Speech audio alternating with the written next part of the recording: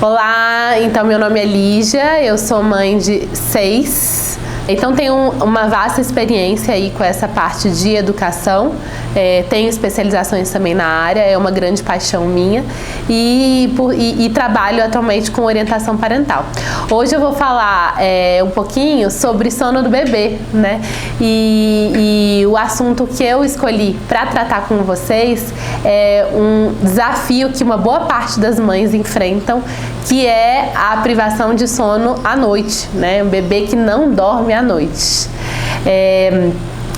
Pela minha experiência, né, eu vejo que, e sempre falo com as minhas clientes, com quem eu atendo e amigas, que para que a gente possa trabalhar o sono do bebê à noite, a gente precisa começar trabalhando uma boa rotina durante o dia, né?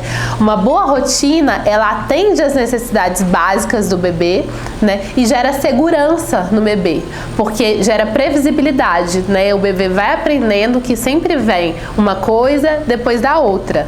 E a segurança ajuda o bebê também em manter o sono ao longo da noite, ao longo das horas que ele precisa dormir, né? Então eu pensei em 4 necessidades do bebê que precisam ser atendidas durante essa rotina durante o dia, né? Primeira delas, ele precisa se alimentar bem. Então, a parte nutritiva, né? Se um bebê se alimenta bem, com boas mamadas ali de 20, 30 minutos ao longo do dia, várias vezes, ele vai ter ingerido a quantidade de alimento, de calorias necessárias para que ele não precise ficar acordando tanto durante a noite. Agora, um bebê que dorme muito, né? Que não tem muito horário para mamar, que faz vários lanchinhos, né? Mama aqui 5 minutos, mama 3 minutos ali, pode ser que ele não se alimente adequadamente e à noite ele vai precisar suprir essa necessidade de calorias dele, tá? Segundo aspecto de uma rotina, de uma boa rotina ao longo do dia, que precisa ser satisfeito, é a necessidade de sono do bebê. Mas espera aí, né? A gente quer que o bebê durma à noite, ele precisa dormir também durante o dia? Sim, né? Para o bebê dormir bem durante a noite, ele também precisa ter dormido bem durante o dia. Então ele precisa ter feito ali, aí vai variar um pouquinho de idade para idade. Por exemplo, bebês recém-nascidos precisam tirar cerca de 4 sonecas ao longo do dia, né? Bebês ali entre 4 e 10 meses precisam tirar 3 sonecas ao longo do dia, né? Bebês já maiores ali depois dos 10 meses até 1 ano e 2 meses precisam tirar 2 sonecas, e bebês ali com mais de 1 ano e 3 meses tiram 1 soneca longa, né, depois do almoço. Então o bebê ele precisa tirar essas sonecas, porque como o cérebro dele está ali em pleno desenvolvimento, se ele não tira essas sonecas, faz essas pequenas pausas para o descanso, ele fica super estimulado, muito cansado. E nós mesmos, quando estamos muito cansados, a gente tem um sono mais agitado, a gente demora mais a dormir, né, às vezes de tão cansado que a gente está, né? Então para o bebê estar relaxado, tranquilo na hora de dormir, ele não pode estar tão cansado, então ele precisa dessas sonecas distribuídas ao longo do dia, né? Sonecas aí de cerca de 1h30, um pouquinho mais, um pouco menos, né? Que possam restaurar as energias do bebê, tá? Então, o primeiro que a gente falou foi suprir a necessidade de alimentação, a necessidade de sono. A terceira é suprir as necessidades afetivas do bebê. Então, todo bebê, ele precisa de carinho, né, de amor.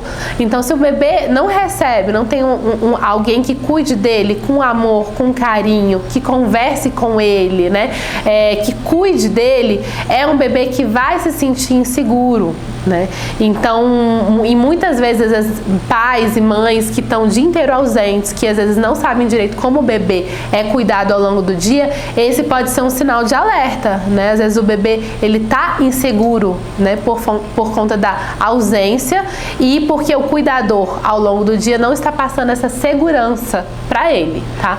Então, cuidar dessa parte, né? Conversar muito com o bebê, muito carinho, muito amor pro bebê.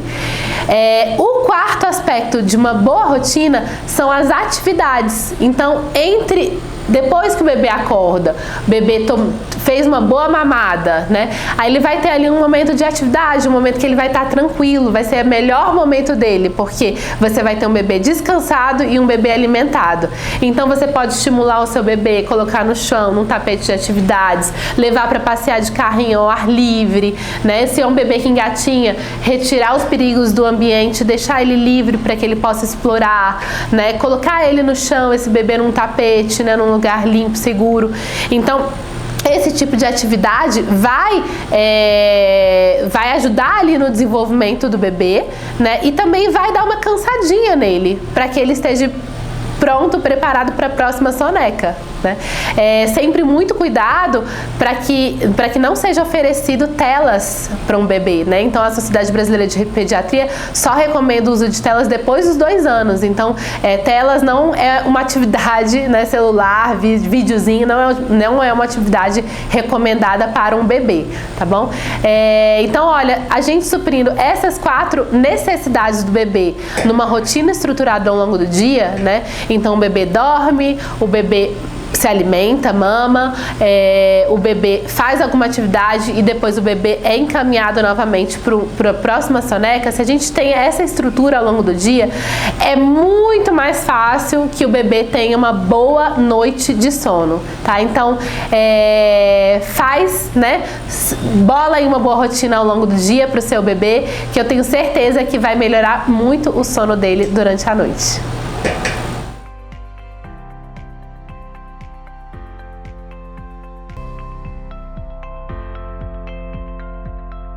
Os pais têm um papel fundamental em todos esses momentos da vida do bebê, da rotina do bebê, não só nessa parte afetiva, né? Então, tanto na parte de cuidado em geral, como colocar para dormir, como alimentar. Quando o bebê está só no peito, não é possível, né? Mas o pai, de repente, pode auxiliar a mãe colocando o bebê para rotar, né? Em alguns casos, o pai, às vezes, pode dar mamadeira, né? Depois, quando o bebê começa a se alimentar, o pai pode e deve participar desse momento também, dando a papinha, a frutinha para o bebê, né? Em todos esses momentos é muito importante que o pai também esteja presente, né? Participando desses papéis, dessa função de cuidado, porque são vínculos que vão se formando ali desde, né, do início da vida daquela criança e que depois vão se fortalecendo, né, com a presença tanto do pai quanto da mãe.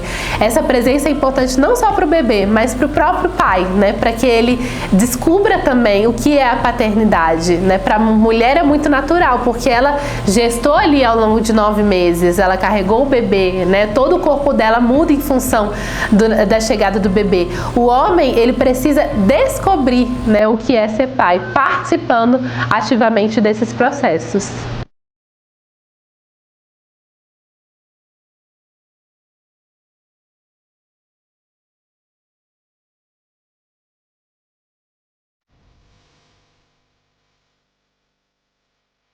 Olha, a principal dica é cuide da sua esposa, da sua companheira, né?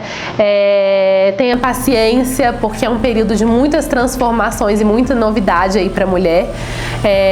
Então, procure se inserir nesse papel de cuidado e principalmente cuidar, né? Apoiar no que a sua esposa, a sua companheira tiver necessidade, para que ela se sinta muito amada e muito segura também aí nesses momentos de chegada de bebê, que são momentos desafiadores, porque são momentos de muito cansaço, né? Então, quando a gente está muito cansado, é muito mais fácil de aparecer uma depressão, né? Da gente ficar mais irritável. Então, assim, é importante essa paciência, essa postura de paciência e de apoio por parte do homem, né? Com relação à mulher nesse período, para que ela tenha forças, né? E possa compartilhar também, se sinta segura compartilhando com alguém essa belíssima missão que é criar uma criança.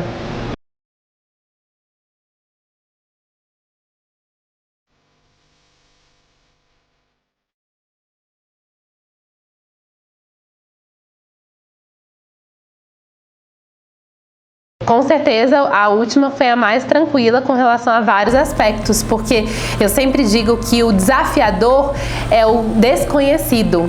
né? Tudo aquilo que a gente não conhece é o mais desafiador, porque a gente está se deparando, a gente não sabe direito como agir, a gente não sabe direito o que esperar.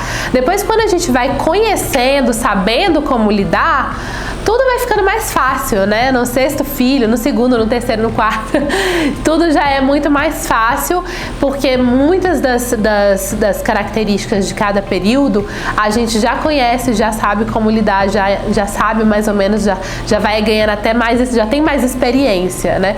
Agora eu digo que cada filho tem os seus desafios porque cada um é único, né? Então tem um temperamento único, tem às vezes algum probleminha de saúde até, né, que torna aquele momento mais desafiador, e tem a família que está numa circunstância diferente, né?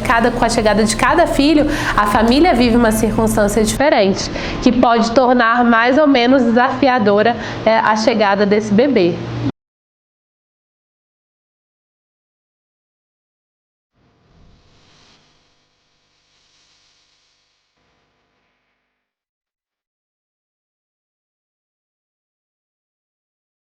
Na família é o lugar onde todos nós, cada um de nós deve ser amado pelo que a gente é, não por uma característica específica que a gente tenha ou não, né? Porque no trabalho, fora de casa, é assim, né? Você tem o seu trabalho porque você tem determinado conhecimento, né? Que se você não tivesse, você não estaria nesse trabalho, né? Só que na família não, é um lugar onde a gente deve ser amado por aquilo que a gente é, né? Independente de qualquer coisa, é um amor incondicional. E é muito importante, é essencial para o desenvolvimento de cada criança que ela sinta esse amor incondicional, que ela sinta que ela é amada incondicionalmente, independente de qualquer coisa, mesmo que ela erre, mesmo que ela cometa erros, mesmo que faça artes que frustre a mãe vai corrigir, vai educar, mas vai se manter firme ali, filho, mas eu te amo de qualquer forma, né?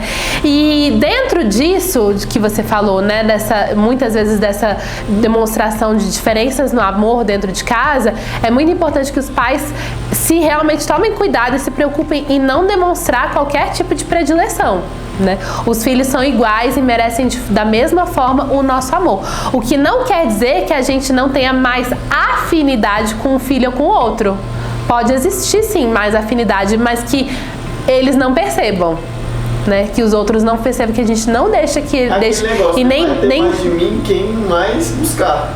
Ele fica mais apegado, mas o outro entende isso, né? E um pouco disso também, né? Existem várias formas de demonstrar amor, né? Não sei, existe um livro, As 5 Linguagens do Amor, do Gary Chapman, que é maravilhoso. Ele fala que existem 5 formas básicas da gente dar e receber amor. Então são presentes, palavras de afirmação, toque físico, deixa eu ver se agora eu vou lembrar. Presentes, palavras de afirmação, tempo de qualidade e...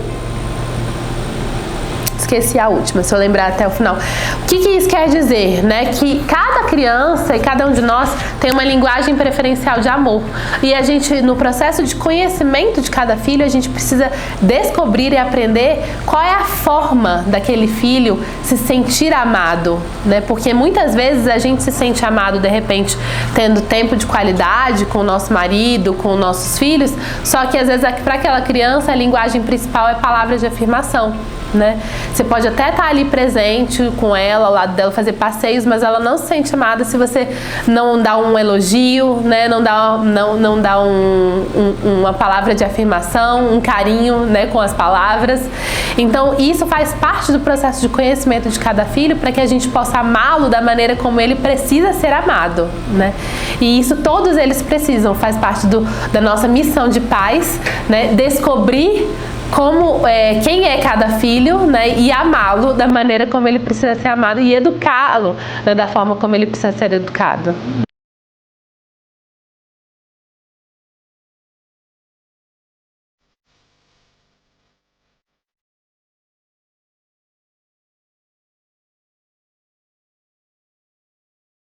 De fato, ter controle sobre todas as variáveis da nossa vida ninguém tem, né?